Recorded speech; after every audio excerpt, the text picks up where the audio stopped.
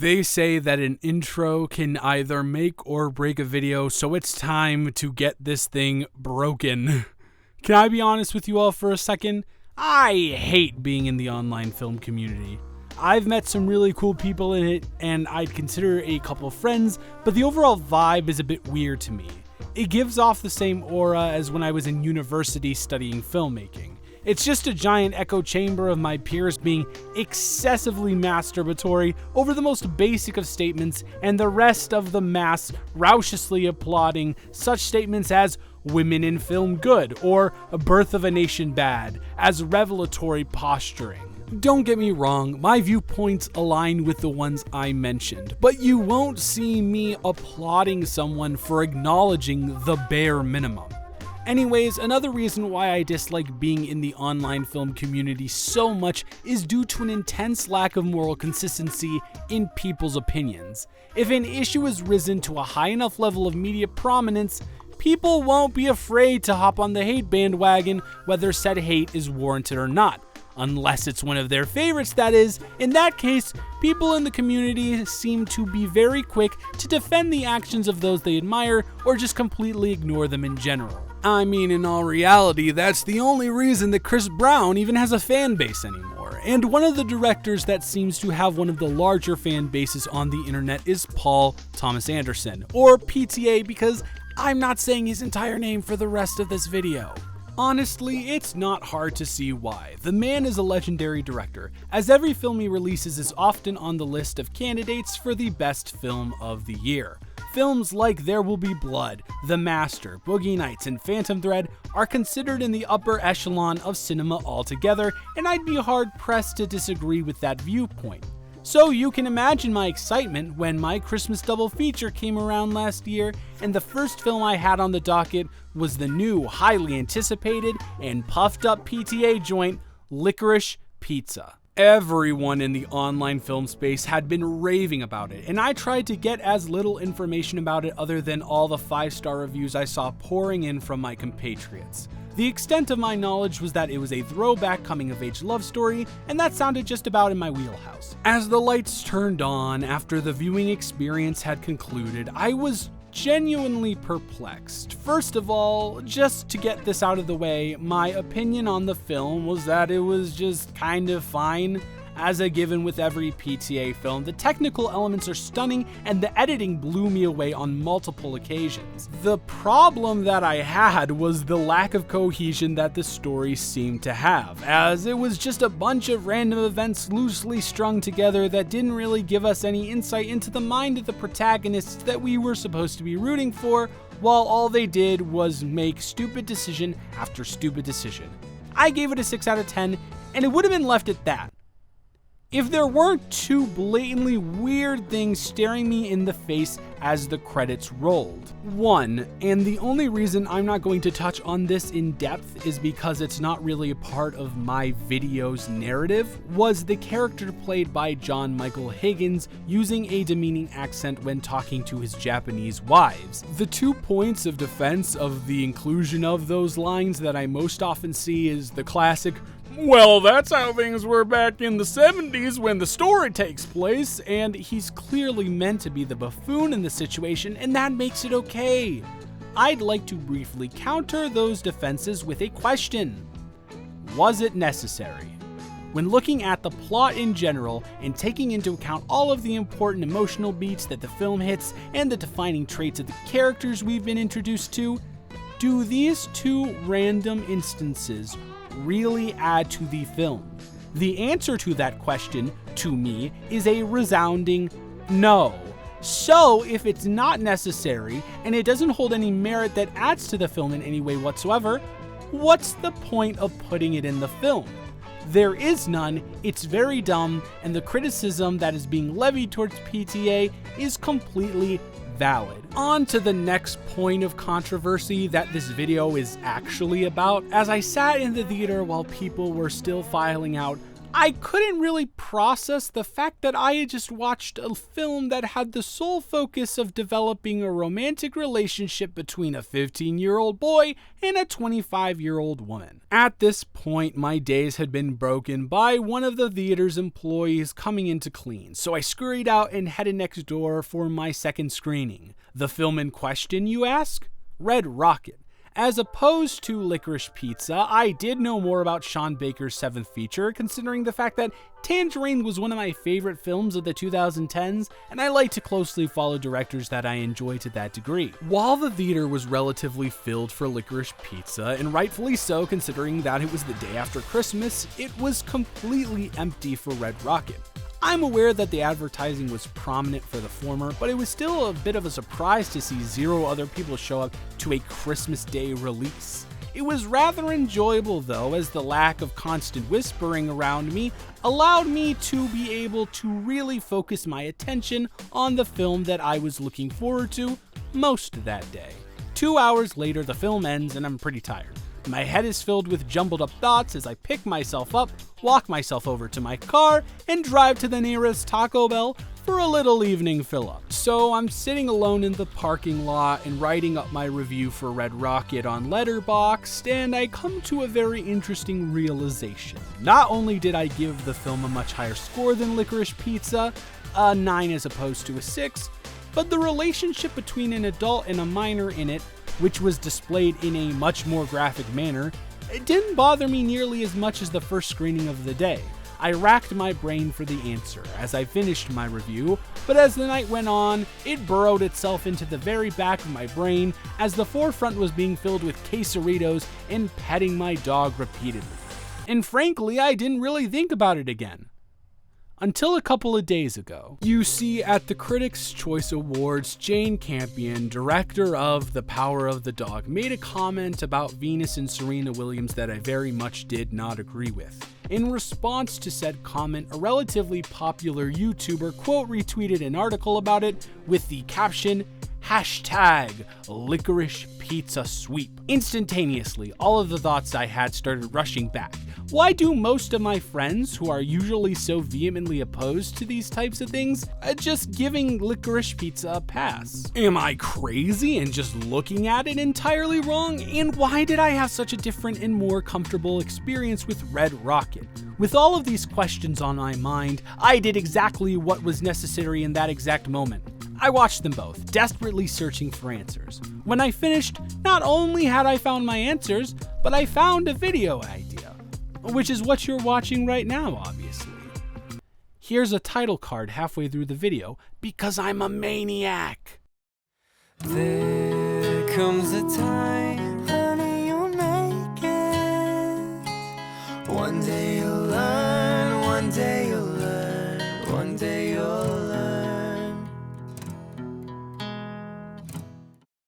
Before we really get into the meat and potatoes of this, it is imperative that I get my personal opinion out of the way as to inform you of the vantage point I'm entering this conversation from. I think that a relationship between an adult and a minor is completely unacceptable 99% of the time, with that 1% being reserved for a 1-year separation like 18 and 17. So in order to begin this conversation, we need to take a look at the basics and then build out from there. In Licorice Pizza, the relationship is between the two main protagonists. First is Alana Kane, a wandering yet awkward soul who is 25, and second is Gary Valentine, a smooth-talking charmer in the entertainment industry who is 15. They meet at school picture day, and the rest of the film is spent chronicling the ups and downs of their relationship and their many adventures both together and separately until the final scene of the film where they realize they love each other. Upon realizing this, they scour the city to find each other, and when they do, with a flourishing Johnny Greenwood score playing in the background, they run towards each other and embrace. They also share a passionate kiss and run off together, with the last line of the film being uttered by Alana. "I love you, Gary." Switching gears over to Red Rocket, the film centers around 30-something ex-porn star Mikey Saber. He's returned to his hometown after burning out in California, and he's living with his begrudging wife and her mother. After things start going on the right track for him, he strikes up a relationship with a 17-year-old donut shop worker named Ray Lee, or as her friends call her, Strawberry. They rapidly enter both a sexual and romantic relationship, and considering that she turns 18 in a couple weeks, Mikey views her as his ticket back into the industry, and he eventually convinces her to leave everything behind to go to LA with him. Now that we've unpacked the essentials, let's start delving deeper, and the first thing I want to tackle is how these relationships are presented diegetically and non-diegetically. I think that the introductory scene for both couples is a perfect place to start analyzing. Since the couple in Licorice Pizza share duties as the main protagonists, both of them have just about the same amount of solo and shared screen time, it's a bit easier to address it first. Also, keep in mind that although I'm trying to be as objective as possible about this, it is ultimately my opinion and interpretation of the film's approach. While waiting in line for school picture day, Gary spots Alana offering assistance and accepts it. In the 5-minute scene that ensues, the two continuously banter back and forth. Gary attempts to get Alana to go out on a date with him, with a recurring point of contention being the age difference. Alana puts up a meager defense and eventually gives him a maybe as he leaves, and she returns to work with a sheepish grin on her face. One scene later, the two of them are having dinner at Gary's usual spot. In my opinion, the physical body language and dialogue tonality is pretty condemning of how the filmmaker wants you to view the relationship, but let's take a closer look at the technical elements that occupy the scene. The majority of the screen time is taken up by a close-up of the two's faces as they talk to each other, and aside from when Gary's picture is actually being taken, they are never farther apart than 5 feet. The color grading is very vibrant and dreamy, emanating an aesthetically nostalgic type of vibe. The music accompanying the scene is July Tree by the brilliant Nina Simone, which revolves around the idea of newfound love, as the most common line is "True love blooms for the world to see." I'm aware that there is a difference between depiction and endorsement, but it's almost impossible to say that they aren't framing this in a common romantic coming-of-age manner, which comes about as close to endorsing the relationship as possible. On the other hand, the first encounter between Mikey and Strawberry and Red Rocket plays out much differently. Mikey has finally kind of gotten his act together by receiving a steady income from selling weed, somewhat integrating himself back into his community, starting to rebuild his relationship with his wife Lexi, and avoiding getting kicked out of her house by paying for the entire month of rent and treating her and her mom Lil to donuts. Immersed in making sure that the two know how generous he's being, it isn't until he pays for the food that he notices Strawberry standing in front of him. He immediately falls in lust and can't keep his eyes off of her for the rest of the time that they're there. He quickly rushes them home, only to turn right back around to go back to the donut shop, which ends up being closed. Automatically, there are some noticeable changes here. There is no dialogue between the two, and the majority of the interaction is Mikey staring at Strawberry without her knowledge. He also feels the need to hide where he's going from Lexi and Lil, saying that he forgot cigarettes, to which Lexi says she has, and rolling papers. The scene is lit by incredibly dry sunlight pouring through the donut shop windows, and the shop is a pretty dingy place itself. As opposed to the Licorice Pizza interaction, which gives off the impression of being a more romantic interaction between two interested parties, this scene seems more like a predator stalking its prey. Speaking of predator and prey, it's also important to look at how the elder in each situation views it from their perspective. While Alana is constantly questioning their relationship and even says to one of her sisters that she thinks it's weird that she hangs out with Gary and all his 15-year-old friends all the time. Immediately after showing him her boobs, Mikey can't stop talking to his only friend and neighbor Lonnie about how smoking hot Strawberry is, being legal as an eagle at 17 years old, and tends to focus his conversations about Strawberry on how she's his way back into the industry, viewing her more as a tool than anything else. This leads perfectly into a different criteria that we have to take into consideration, which is the way that the older person in the power dynamic acts outside of the relationship. As I mentioned earlier when I was initially describing her character, Alana is the perfect amalgamation of being in your mid-20s. She's desperately clinging on to the feeling of being young, but also wants to find a place in the world equally as much. She's constantly swinging between jobs, from the school photo company to an aspiring actress to Gary's waterbed company to working as an assistant to a politician. All she's trying to do is find a sense of belonging as an adult, but no matter how much she tries, she just can't seem to, until she realizes that the only place she feels like she belongs is with Gary. Mikey is the opposite. Mikey knows his place, which is in the adult industry, and he will do whatever he can to get back into it. He takes advantage of everything that he possibly can, without any care or concern for the people he is taking advantage of. The only reason he's able to get away with it is because he's able to talk his way out of any sticky situation he finds himself in. Ultimately, he's out for nobody but himself, and he proves that time after time, especially when he lets Lonnie take the fall for a deadly car crash that he single-handedly caused with his inane jabbering, and celebrates in front of Lonnie's father when he realizes that Lonnie didn't rat him out to the police. In Licorice Pizza, Alana is presented as your everyday young woman in the 1970s.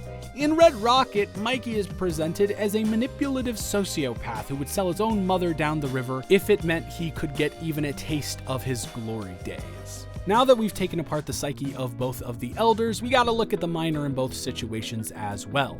Gary Valentine is literally a child version of Gary Vaynerchuk, and I don't know if that's a compliment or not. He's an entrepreneur who uses his money that he's gotten through acting roles and comes up with harebrained scheme after harebrained scheme, almost like a revolving door.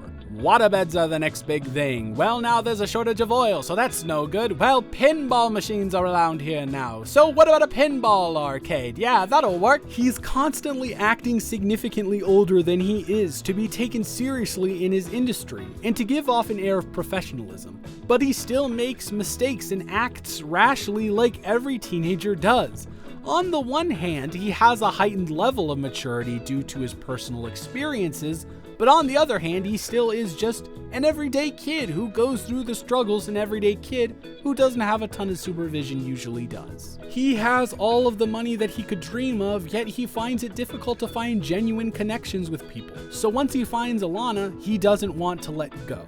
Strawberry is an interesting case. Due to her living circumstances in a dead-end town, you can tell that she is definitely more mature than most 17-year-olds. She has her own job that she drives back and forth to and seems to be pretty responsible, grilling Mikey dinner when he comes over to her house. She's also pretty intelligent, both book and streetwise, and she is able to process very complex emotional situations with grace and understanding. She has the mouth of a sailor and is very comfortable with her sexuality. The catch is that, as most teenagers are, she's still a romantic at heart and is shown to have genuine feelings for Mikey and believes those feelings are reciprocated, which they aren't. She still loves and wants to be loved with the purity of somebody that age, and is only convinced to run away with Mikey to Los Angeles when he makes a romantic gesture by showing up at her work with a bouquet of flowers and delivers a monologue out of a romantic comedy, telling her that he wants to help her follow her dreams, which just so happened to be single-handedly molded by him. Plus, it was essential for him to get out of town because Lexi and Lil were absolutely fed up with him. Alright, now that we've delved into these two relationships, let's put all of that information together and answer the question that acted as the catalyst for this video. Why on December 26th, 2021, did I leave the local AMC feeling weird about Licorice Pizza and not Red Rocket? Although I've broken down everything intently and systematically, the answer is actually rather simple. In Licorice Pizza, every aspect of the film points to a culmination where Alana and Gary realize they love each other. The constant banter and flirtation from both parties is always innocent and never crosses any lines. The film is directly about their relationship, and while their own personal journeys are involved in the storyline, their connection is what holds it all together. In Red Rocket, the film is very clearly focused on Mikey, who is written as one of the worst anti-heroes in cinematic history. He constantly does the wrong thing, and Sean Baker makes sure it is incredibly blatant that he is doing the wrong thing. Generally, there's not a gray space of morality that Mikey operates in. He does bad things that he's not supposed to, and barely manages to escape the consequences that he has created for himself. His relationship with Strawberry is motivated by nothing but personal gain, whether it be carnal desires or financial motivation, yet he manipulates her into thinking that it's something more. Licorice Pizza portrays a relationship between an adult and a minor as romantic. Red Rocket portrays a relationship between an adult and a minor as predatory. The difference is that simple. When I watch Red Rocket, I know that the people behind the film know that what is happening on screen is morally reprehensible, and they portray it as such. When I watch Licorice Pizza, it's like I'm watching any other coming-of-age period piece. And even though the age difference is brought up somewhat consistently, the happy ending and attitude towards the relationship signifies a positive interpretation behind the camera. So, when the Oscars come around this year, I will not be one of the people hoping for a hashtag Licorice Pizza sweep. Instead, I will be putting my energy behind a candidate that is much better and makes itself much easier to support.